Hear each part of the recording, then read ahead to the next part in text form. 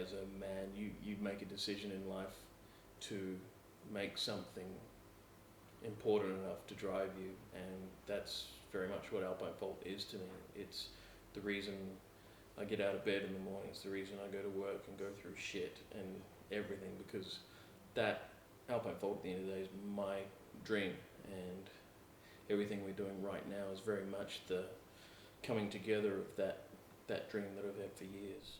It's everything in music that I've always enjoyed. I've enjoyed the technicality of it, so the precision of people playing their instruments really, really well, and when you can hear that passion behind that, and how amazing, how great they are as musicians. They're fantastic. When you work your whole life to do something, to be really good at something, and then you find 5 other people that want to do that same thing, and they're just as passionate as you are, it's just the best feeling in the world. You know, it's like another family to me. It's like 6 people that all love to play the exact same music that I personally want to hear. It's it just brings us closer as well as friends to be able to enjoy what we do, and you know, the different feelings we get on stage as, you know, a unit is just awesome. It's the people I get to play with,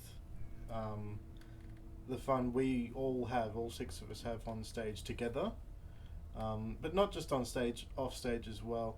When we're playing our songs in the studio here, we just have fun playing them. It's we all get involved, we all enjoy it, and there's a kind of electricity that goes through all of us as we play. That's probably the most enjoyable thing about this band. It's the other members. To be able to write music and play music that I love, and that there's people out there that like to listen to it. That's really nice for me.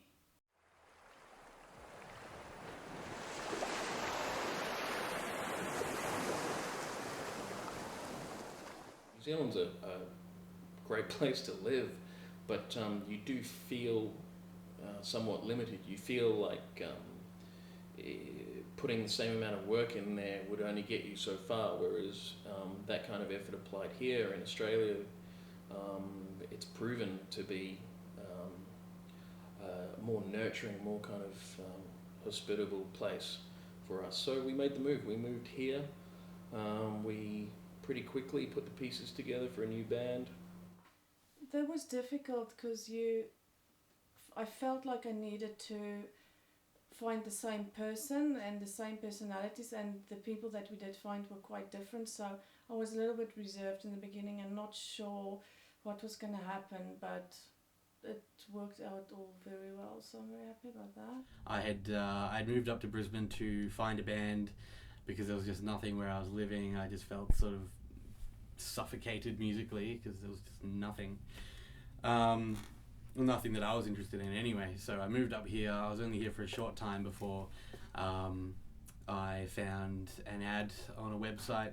It was actually from Ant. You know, it was just him and Yvette at the time saying, "We've just moved here. You know, we really want to get this up and running again because this is really important to us." And at first, you know, because I hadn't obviously heard anything from them, I just wrote them like "Oh yeah, you know, I might come meet up with you guys." And then 10 minutes later, I saw the music video that they had up, and I texted them again saying, "No, we've got to meet up straight away. I'm the guy." I think the first thing that happened to me when I met him was I was immensely impressed and jealous in a lot of ways that this guy who was quite a bit younger than me had this ability to play guitar that he does. And we really clicked. We agreed on a lot of things. We had very similar musical ideas and tastes, and I just really felt at home with them. And from there we were able to build a foundation and get the rest of the guys in and go from there. I think at the time it was, let's just find someone who can play a bass, because bass players are notoriously hard to find. I was contacted actually by Ant. I actually worked with his cousin, and so when they moved over here from New South Wales, he asked her if she knew any bass players or I think she asked about guitarists as well. Asked if they knew any bass players, and she mentioned my name. They contacted me. We had a little get together, a meeting, and been with them ever since.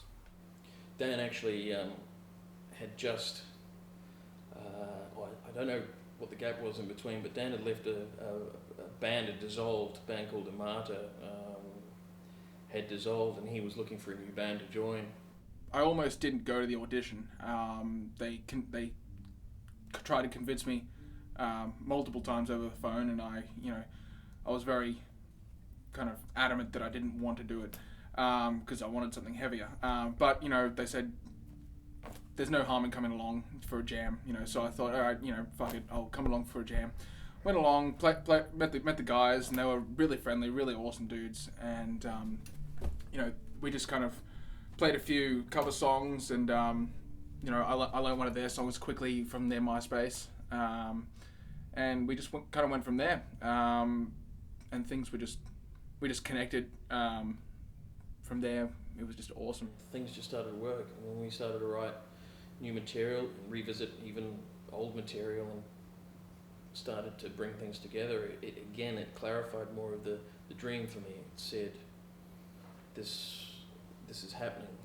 You've found a bunch of guys who not only could play extremely well, like we've got some really good talent in the band. It wasn't just that though. You found a bunch of guys who all really share that dream, and that was the piece I felt was missing in New Zealand. The guys here, we were all focused very much on where this could go, and that's kind of where we are now. Very focused on what we want to do. We think big, and everyone's got this great work ethic.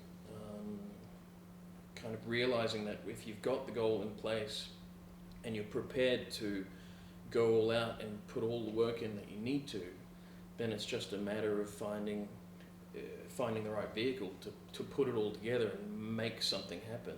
And I think we've all realized and all kind of come to realize that this band could very well be our vehicle.